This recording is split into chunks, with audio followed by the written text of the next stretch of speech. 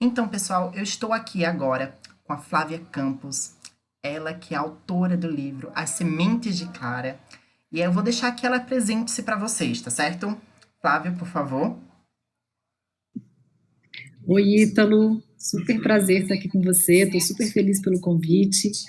Eu sou a Flávia Campos, eu sou publicitária, eu sou escritora, sou mãe do Theo, e eu escrevi 2 livros, eu publiquei 2 livros durante a pandemia, foi um processo que eu tive que entrar muito dentro dos meus sentimentos e conseguir me dedicar à escrita, porque era o meu jeito de conseguir lidar com tudo que estava acontecendo nesse momento. E eu escrevi As Sementes de Clara, que é um romance entre 2 mulheres.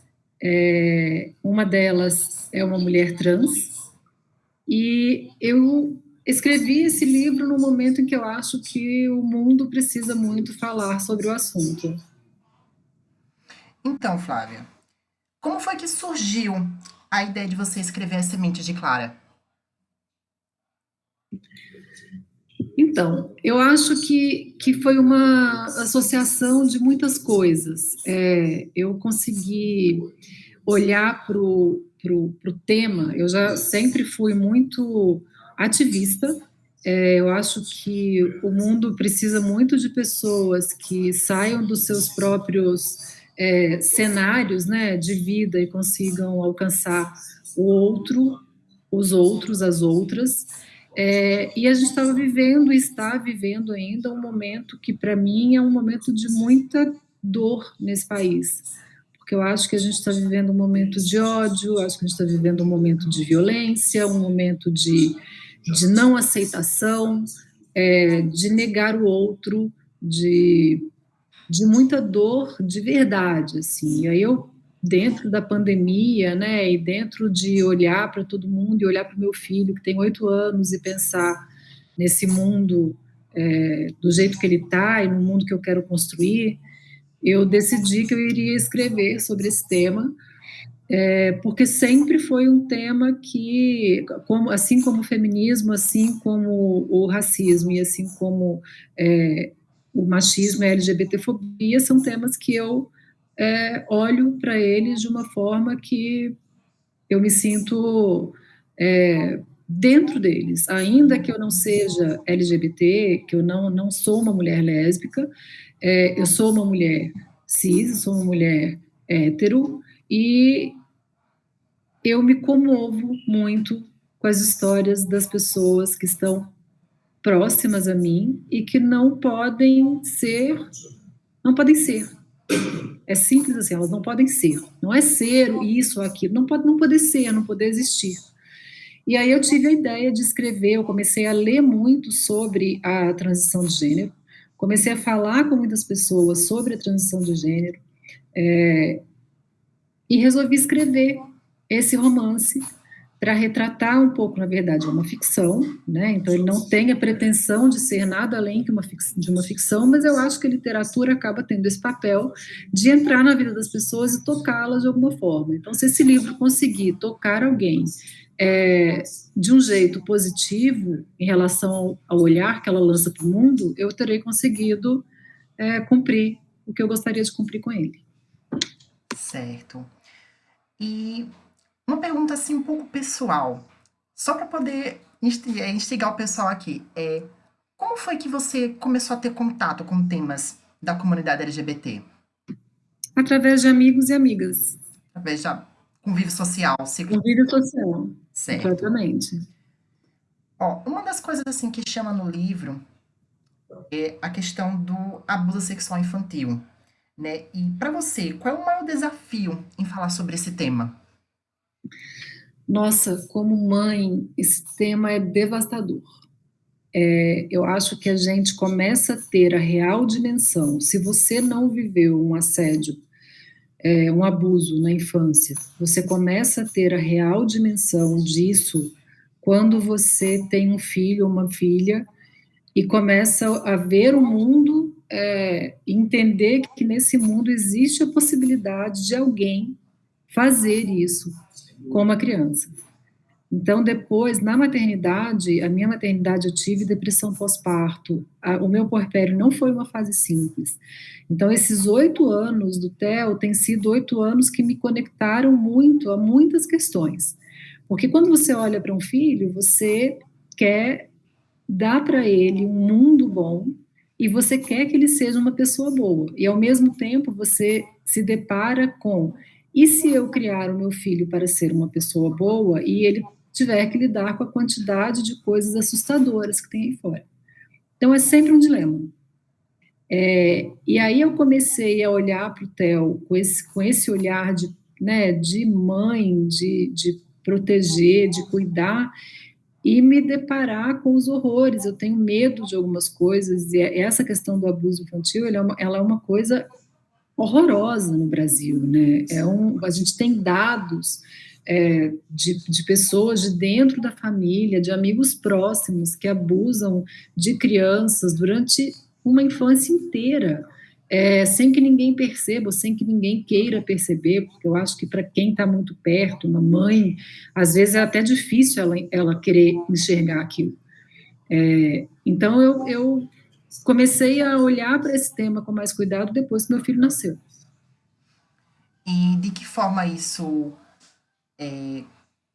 reflete na sua vivência com ele durante o dia a dia? Como é que você pensa, como é que você encara de saber que o seu filho vai crescer e que o mundo tá lá fora e ele tá acontecendo agora? Através de muita conversa, muita transparência. Eu acho que a gente tem que mostrar para os nossos filhos o mundo como ele é, respeitando cada fase da vida de uma criança. É claro que a gente tem que respeitar aquilo que ela está preparada para saber. Então, em que momento a gente deve começar a falar sobre tal assunto, ou quais assuntos serão colocados e estarão na vida de uma criança de uma forma natural. Por exemplo, a questão dos casais homoafetivos. Eu acho que essa é uma questão que tem que estar naturalmente na vida dele. Porque na escola ele tem um amiguinho com 2 pais, ou ele tem um amiguinho com 2 mães, enfim, eu acho que é uma coisa que ele tem, e que eu vejo isso nas crianças atualmente, encarando com naturalidade que deve ser encarada. Então, eu acho que preparar um filho para o mundo tem muito a ver com a sensação que a gente tem, com a sensibilidade que a gente tem em relação àquilo que ele está preparado para viver, e a forma como a gente, primeiro, a forma como a gente se comporta, como a gente lida com as situações do mundo, a gente é espelho, e a forma como a gente traz os assuntos para o cotidiano dele. O que é certo, o que é errado, o respeito pelas pessoas, o respeito pelas diferenças, procurar uma escola que tenha minimamente, né, vamos considerar que estamos falando de Brasil, estamos falando de escolas particulares, mas procurar uma escola onde exista uma pauta sobre diversidade, sobre inclusão, sobre equidade de gênero. Então, acho que a gente é muito sobre isso, assim, é muito como é que a gente constrói o futuro dele agora, preparando essa criança para se tornar um adulto, até onde a gente consegue, porque não temos o controle de tudo, apesar de que a gente gostaria de ter, mas até onde a gente consegue preparar um adulto que seja generoso, mas que saiba se defender, e que saiba o que está certo, e que saiba o que está errado, e que respeite as pessoas, mas que também exija respeito. Então, acho que é sobre como a gente leva a nossa própria vida. A gente é espelho. E por falar, né, e sobre vida, o que é que você acha? Eita, só um instante que tô interrompendo aqui. Pera aí. Tá com barulheira aqui em casa. Só um instante.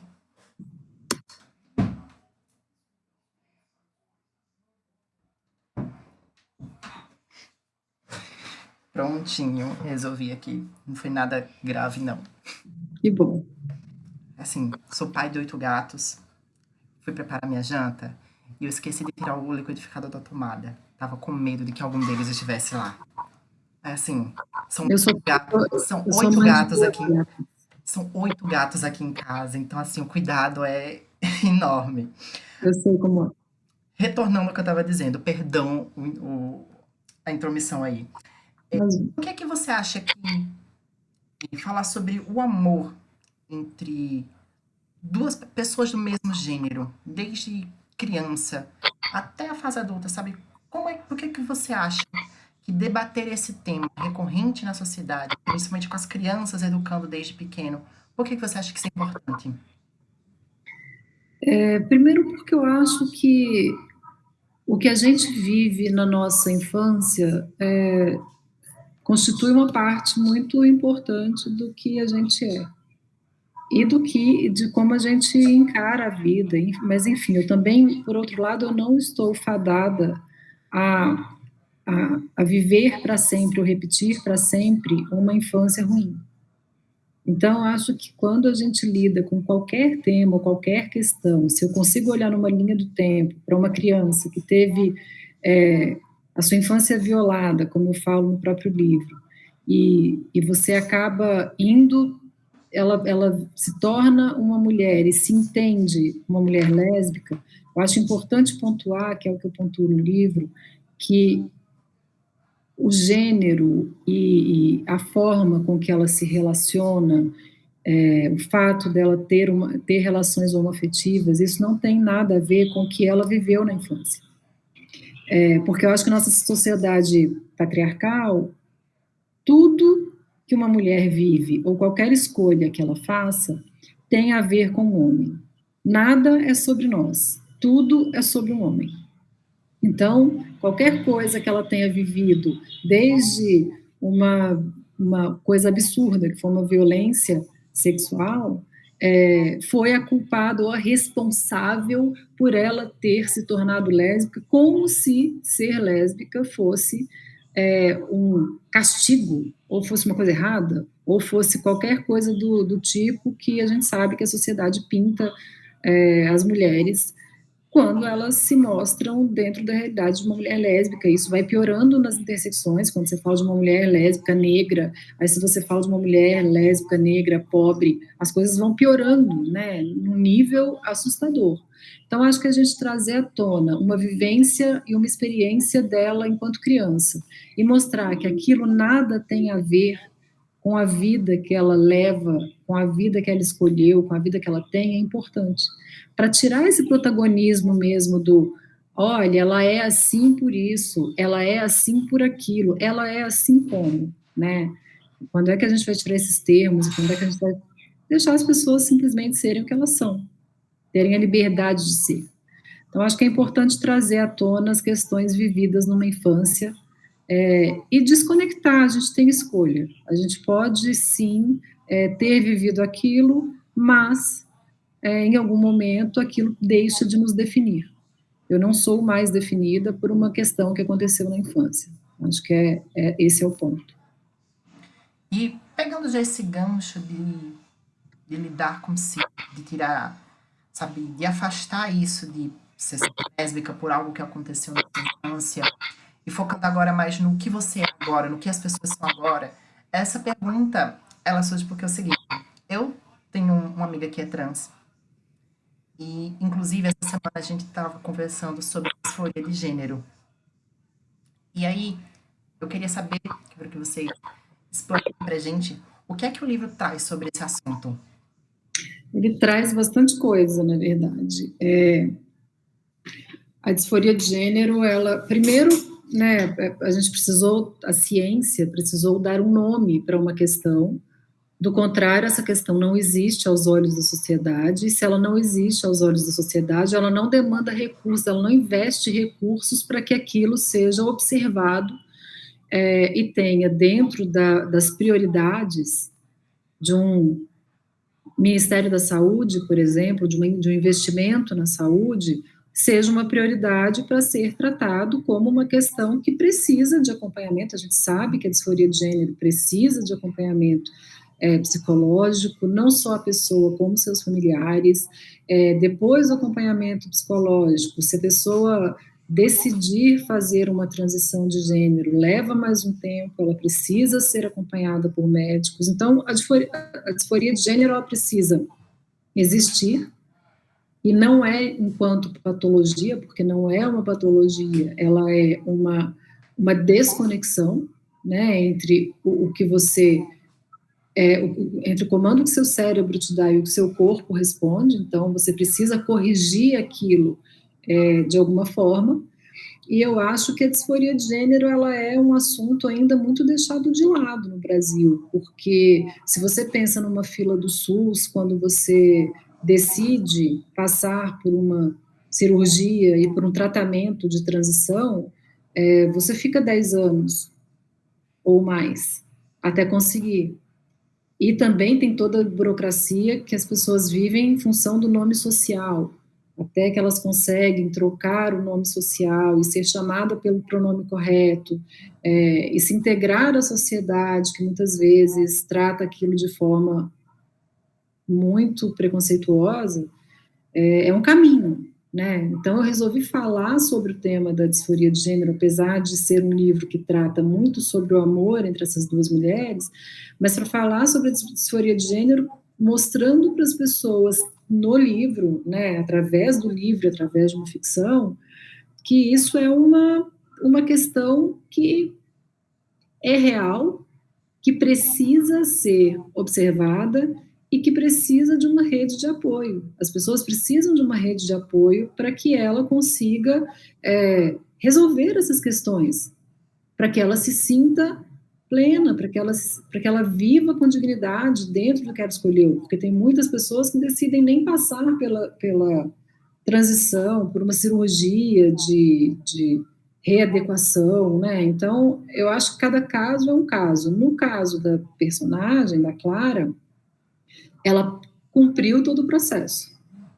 Então, ela cumpriu o processo de se entender, de se identificar, de entender que o papel dela no mundo, o papel dela em relação a ela mesma, porque ela nasceu Felipe numa sociedade, dentro de uma família muito autoritária, preconceituosa, patriarcal, enfim, com todas as questões, até que Felipe, primeiro ele não entendia, né, se ele era gay, ele não entendia se ele não era gay, o que estava acontecendo com ele, então teve uma dificuldade de entendimento, até ele entender que ele era ela, e que dentro dela, ela era uma mulher trans lésbica.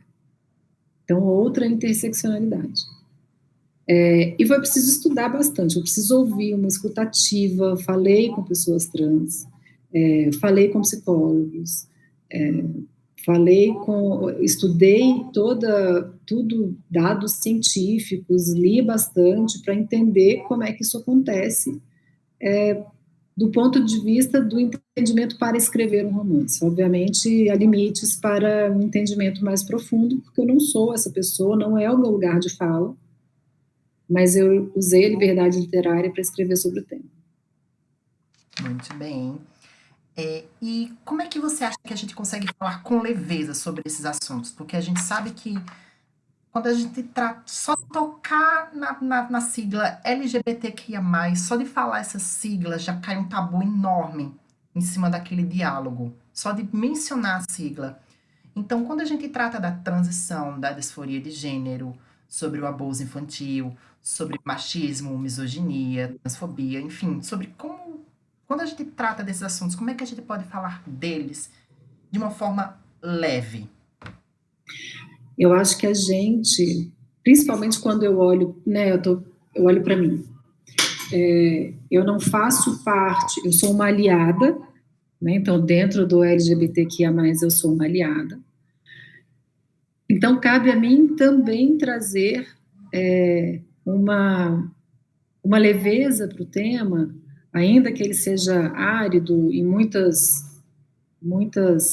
frentes da nossa sociedade, mas eu preciso falar sobre isso quando for necessário, com a leveza e a naturalidade que o tema pede, porque eu acho que é como o feminismo, né, assim, guardadas as devidas proporções, muita gente fala, por que você fala sobre o feminismo? Eu falei, cara, até o dia que não for mais necessário eu ser ativista, uma feminista ativista, eu vou falar. E eu vendo as coisas que acontecem todos os dias ao meu redor, estamos longe de conseguir.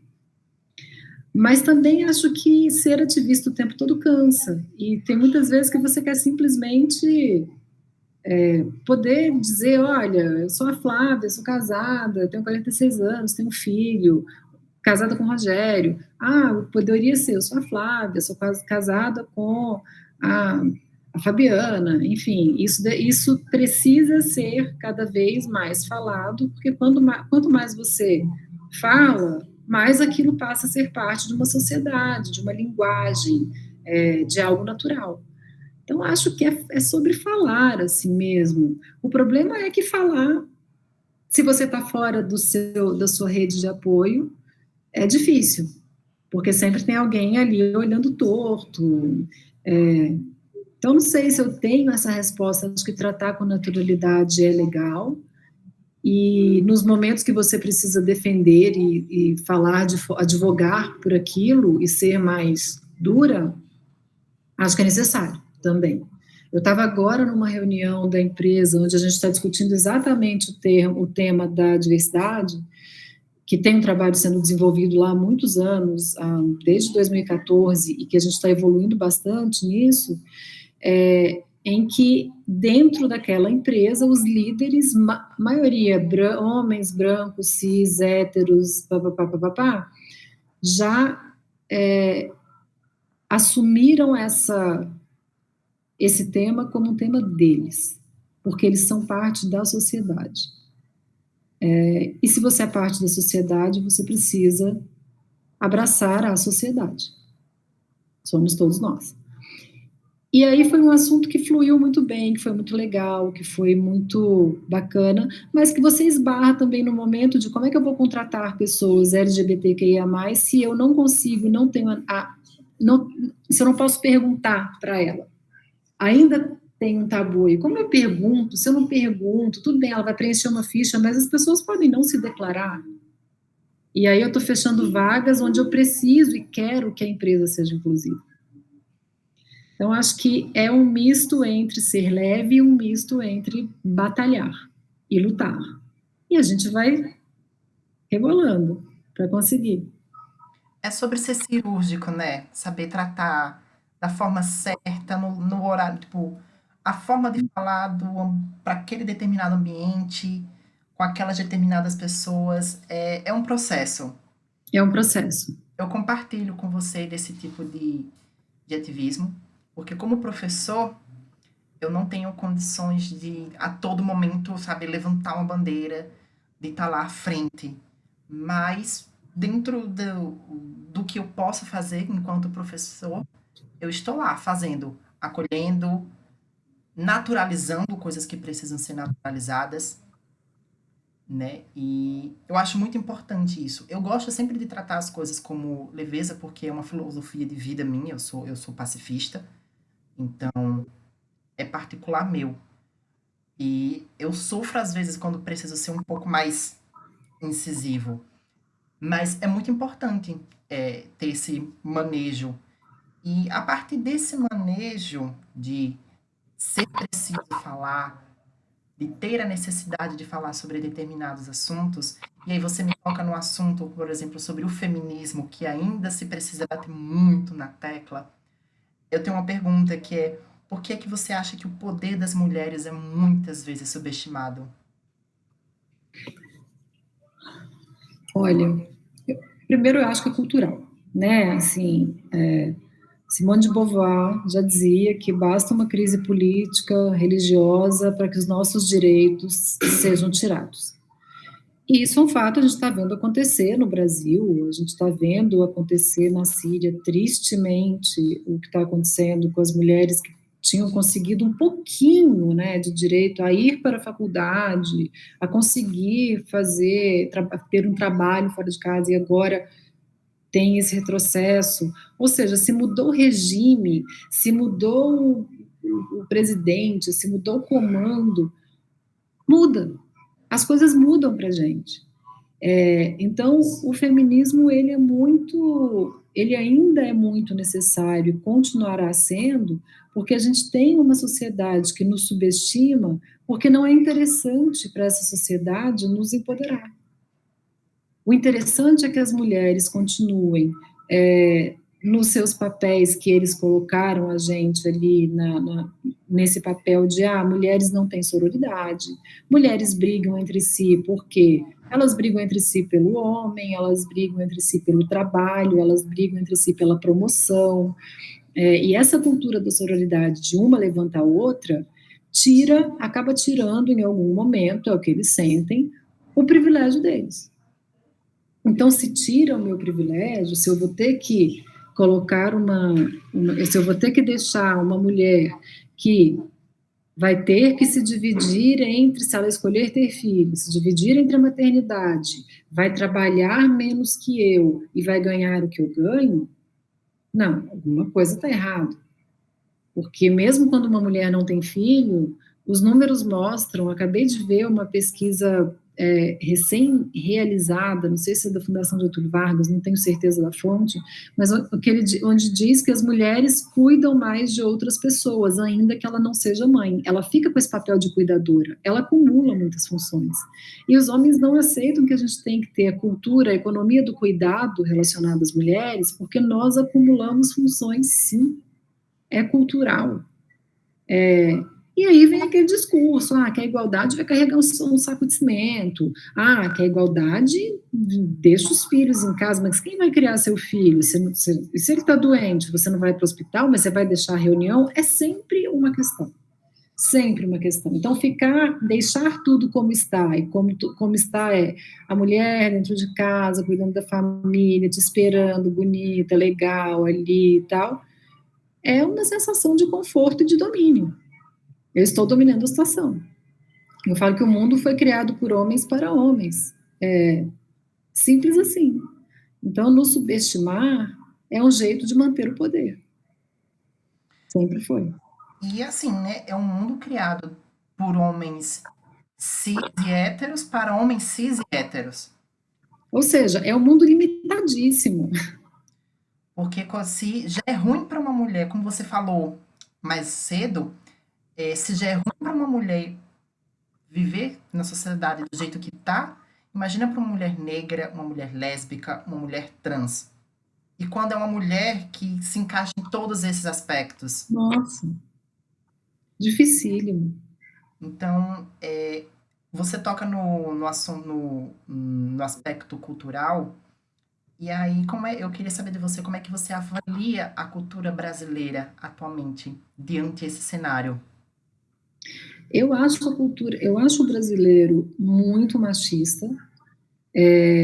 Tudo bem, nós vivemos uma sociedade em que há mais liberdade do que se você se comparar vários outros países, o que também acaba sendo usado contra nós, porque se você tem mais liberdade, você é vagabunda, porque você botou a roupa curta, porque brasileira lá fora é tratado de um jeito muito pejorativo.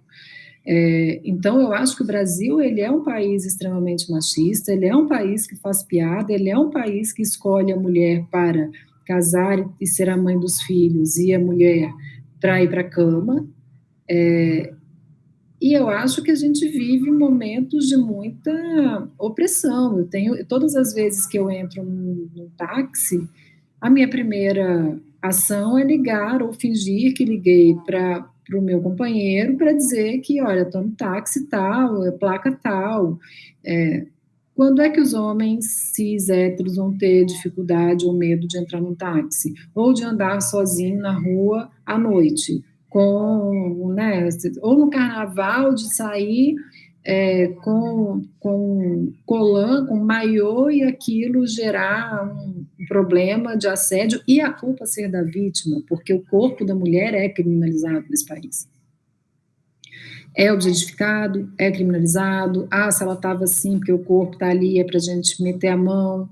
Então, é um pensamento machista que, cara, é doído. É doloroso, assim, é você conversar com homens numa reunião de trabalho, você vê que ele está fixado no seu peito, e você não está nem com o decote. Então, é muito desagradável, para não falar coisas piores, né? Porque a violência contra a mulher, ela acontece dentro de casa, pelos maridos, pelos companheiros, pelo pai dos filhos, que deveria ser um ponto de apoio para que caminhem juntos. Então, é muito machista.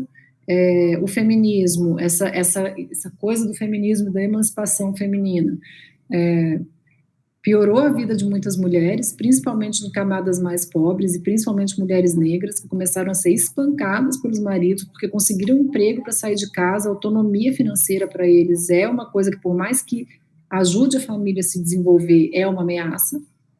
Então, são questões muito profundas. São questões culturais muito profundas e muito arraigadas na nossa sociedade patriarcal, de vamos ter um casamento arranjado, né? Isso até muito pouco tempo. As mulheres não podiam votar até muito pouco tempo.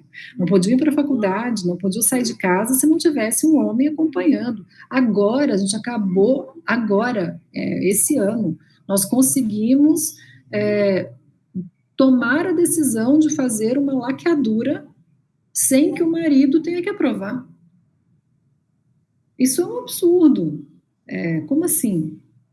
Então, acho que a gente sofre dia após dia desse machismo. Ele muitas vezes é velado, mas ele existe e ele é grande. E ele é latente, né? E quando a gente, por exemplo, tomando agora uma conexão com a história, quando a gente trata principalmente de mulheres trans, os corpos de mulheres trans dentro da nossa sociedade são tratados como uma carne que você compra na esquina para usar e acabou, né? Infelizmente. E o Brasil acaba sendo o país que mais mata pessoas trans no mundo. E como é que você acha que a sua história, que a sua ficção, mas que se conecta com a realidade, pode, sabe, colaborar de pouquinho em pouquinho, dia após dia, ano após ano, ela estando aqui entre nós, como é que ela pode colaborar para a gente lutar pela mudança desse cenário? A minha ficção mostra uma história muito bonita de amor e mostra detalhes mostra muita humanidade. Nossa, começou um barulho na rua, não sei se você está ouvindo. Tá baixinho, tranquilo. Tá bom. Ela traz uma humanidade para mostrar cada delicadeza, cada ponto de afeto, cada ponto de dor que a Clara e a Bia vivem em função da história delas. Então, eu acho que é um convite à reflexão. Eu acho que quando você lê uma história que te toca, você acaba reconsiderando algumas coisas. Obviamente, eu não estou falando com os mais extremistas, porque, né, não tem como discutir com algumas pessoas, mas eu acho que tem muitas pessoas que já estão aí no momento de maior reflexão, de pensar, e eu acho que a gente consegue ir plantando essas pequenas sementes de amor e de convidar para que as pessoas tenham um pouco de empatia, tenham um pouco de humanidade, sejam mais generosas em relação aos outros. E eu escolhi fazer isso através da escrita. Eu escolhi ser ativista, é um ativismo muito afetivo, muito tem se falado do ativismo afetivo, você falou agora há pouco que para você é um pacifista. Eu acho que o ativismo afetivo, ele cresce. Ainda que eu acredite que o ativismo mais duro e até violento, às vezes, também é necessário, porque a gente tem que ter essa balança, esse equilíbrio. As maiores revoluções aconteceram porque as pessoas não aguentavam mais e chegaram no limite e foram brigar por aquilo, porque senão quem está no poder se mantém no poder, e essas convenções criadas para beneficiar meia dúzia de pessoas continuam perdurando por séculos. Então, eu acho que a gente precisa falar de amor. Acho que a força dele é muito grande. Acho que a força transformadora do amor, do alto amor, de se cuidar, de se enxergar, de dizer eu vou fazer isso por mim e ir adiante, é muito importante. Porque também não dá para viver se escondendo, não dá para viver a vida fugindo de quem se é. Acho que qualquer preconceito ou violência que a gente sofra a maior delas é a gente ter que viver escondido da gente mesmo. Então, acho que pelo amor a gente consegue, tirando essas camadas de ódio, de preconceito, de ignorância, porque é uma ignorância muito grande, né? A ignorância é o que te faz não entender o outro e não aceitar nenhuma diferença, não saber conviver com diferenças. É isso, no fim das contas é sobre isso. Não queremos a diferença, queremos que todo mundo pense igual e se precisar, melhor for que nem pense. E aí não dá, né? E aí meia dúzia vive e o resto Sobrevive. É isso. Falando um pouco do seu processo, né, com o livro. Ele foi feito durante a pandemia. Óbvio, a gente está aqui em 2022, desde 2020, encarando essa pandemia. Eu queria que você contasse pra gente um pouco dos desafios que você passou durante a escrita desse livro. Foi doído. Teve um pedaço bem doído, de falar com as pessoas, de entender um pouco o cenário da disforia no Brasil, de olhar os números, de ver quão uma pessoa num país tão pobre, que depende do SUS, muitas vezes passa anos e não consegue, tantas mortes causadas pelo implante de silicone clandestino em clínicas clandestinas para alguém se sentir melhor com seu corpo. Então, eu acho que tem muitas questões que eu descobri ali ao longo do caminho desse processo da disforia e da transição de gênero, ou da readequação de gênero, que é muito dolorosa de ver, de pensar que as pessoas estão passando por isso, e além de passar pela dor, pelo enfrentamento, pelo medo daquela decisão, e por tudo que elas passam com elas mesmas, elas têm que passar com uma sociedade doente, cada dia mais doente.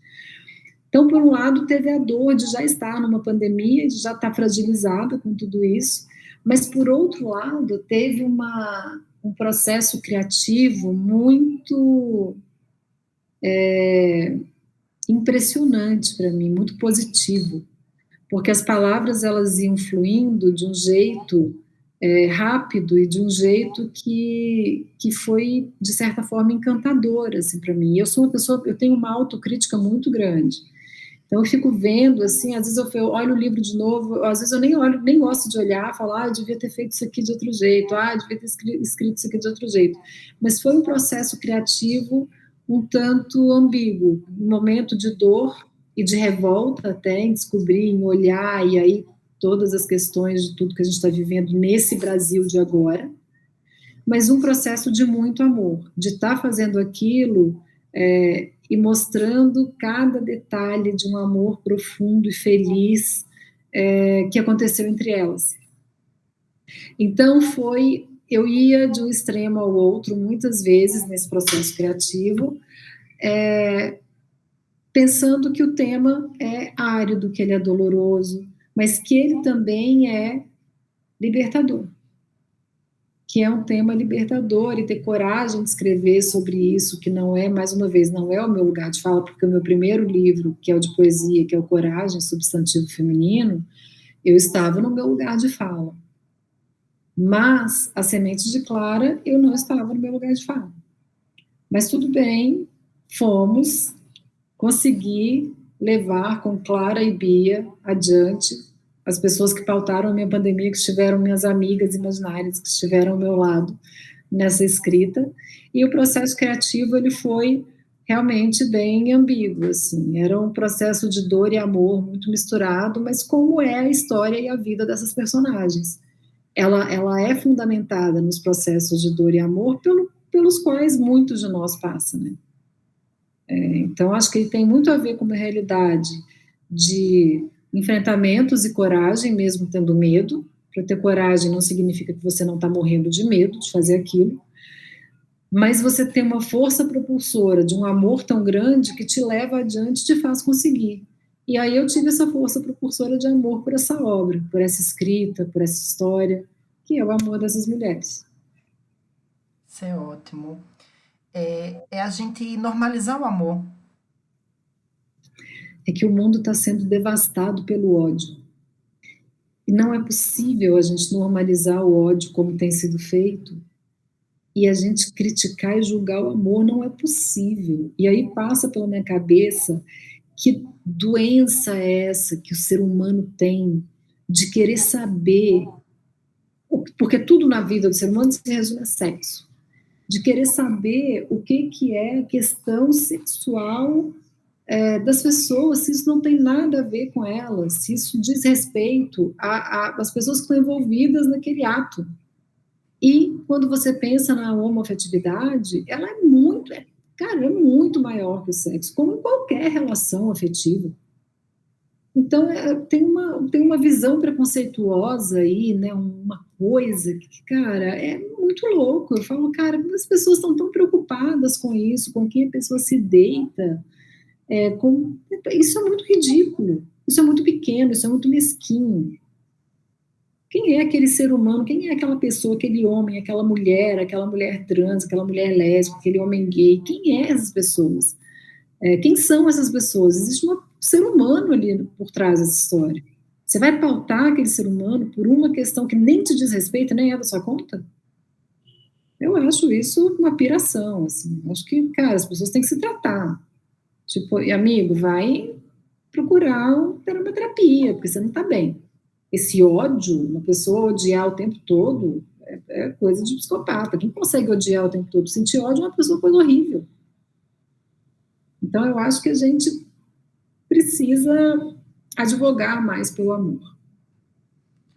E tentar, de certa forma, né, fazer com que as pessoas entendam que o amor, ele vai muito além simplesmente do que você se apaixonar e viver aquela coisa de borboletas na barriga, aquela coisa mais platônica. Muito Amor tem tempo dura isso. desafios. Eu vivo atualmente um relacionamento aquiliano. O meu namorado, ele é um homem bissexual. E ele sofre um certo preconceito de dizerem que ele é um gay mal resolvido. Então, assim, quando a gente tem a Clara e a Bia, que são duas mulheres acima de tudo, é um amor lindo. E eu vou confessar que eu ainda não consegui ter acesso à obra completa, porque os Correios não estão colaborando, mas o que eu já consegui ler lá pela prévia do site, gente, o pessoal que está assistindo, é lindo de se ver, é profundo. E logo lá do comecinho começa a tocar aqui dentro, acender aquela chamazinha daquilo que a gente tocou aqui, que a gente conversou aqui, que é amor. Agora, Flávio, conta pra gente como é que a gente pode adquirir o livro. O livro está à venda no site da Editora Patuá, editorapatuá.com.br, e na Amazon. As Sementes de Clara, Editora Patuá, Flávia Campos, e é um livro que eu recomendo porque ele é um livro muito afetivo, de ternura, e tem uma parte em que eu falo que esse amor tem o poder de mudar o mundo. Espero que ele mude. Pelo menos um pouquinho, sabe? E ainda que eu fale para pessoas da comunidade LGBTQIA+, tudo bem, não tem problema. Tanto é que a minha contracapa do livro, ela começa aqui com um lance de desaconselhado para preconceituosos. Porque eu sei que os preconceituosos demais, eles vão chegar aqui e vão, sei lá, vão só destilar ódio. E quem quer destilar ódio vai para outro lugar. Tanto o meu Instagram, eu tenho um Instagram que é o Palavra Nua Flávia Campos, onde tem vários trechos do livro, do outro livro da poesia, e de coisas que eu escrevo, porque eu já estou compilando o meu próximo livro, que também será de poesia. Então, eu convido todo mundo, é um Instagram de amor, é um Instagram de luta, um Instagram de dizer o que eu sinto que deve ser dito, e não é um Instagram para pessoas que odeiam o amor, definitivamente, em qualquer instância, não é para essas pessoas. Como esse livro, como o outro, não é. A poesia não é para quem odeia o amor. E é isso. Flávia, muitíssimo obrigado por estar aqui no Café LGBT comigo. Eu que te agradeço. Prazer ter você aqui. E aí, se você quiser deixar, eu sei que você já falou o seu Instagram, mas se você quiser falar de novo aí devagarzinho para o pessoal poder anotar, eu também vou botar para te seguir. Palavra Nua, Flávia Campos. Tudo certo. Flávia, mais uma vez, muito obrigado. Eu que te agradeço. Um beijão. Um beijo cheio. Nossa, olha quem chegou aqui, ó. Gente, parece com a minha filha mascarada. É desse mesmo jeitinho. Pulou aqui agora. Ítalo, muito obrigada. Fiquei muito feliz de conversar com você. Espero que você leia o livro, que depois você me conte o que você achou. Eu vou dar um feedback por e-mail, pode ter certeza. Por favor. E depois vai no Palavra Nua, Flávia Campos, que tem um monte de coisa linda. Eu tenho certeza que você vai gostar. Pode ter certeza. A terminar, a gente encerrando aqui a chamada, eu vou botar para seguir. E eu vou te informar por e-mail a data que sai, viu? Tô Tá bom. fechando o podcast. O episódio que vai sair, ele vai ter justamente uma temática que casa muito com tudo que a gente falou aqui. Que vai ser conjunturas e rupturas familiares e relacionamentos LGBTQIA+. Ah, que lindo, que necessário. E eu estou aqui arquitetando ainda as pessoas que vão estar envolvidas aí nessa gravação. E aí, quando tiver tudo certinho, quando for lançado, pode deixar que eu vou te avisar. Te mando o link já para você ver, tá certo? Flávia, mais uma vez, muito obrigado. Obrigada, Ítalo. Beijo, um abraço. Vou ficar de olho. E é isso, a gente vai se falando. Um abraço. Beijo. Beijão. Tchau, tchau. Tchau, tchau.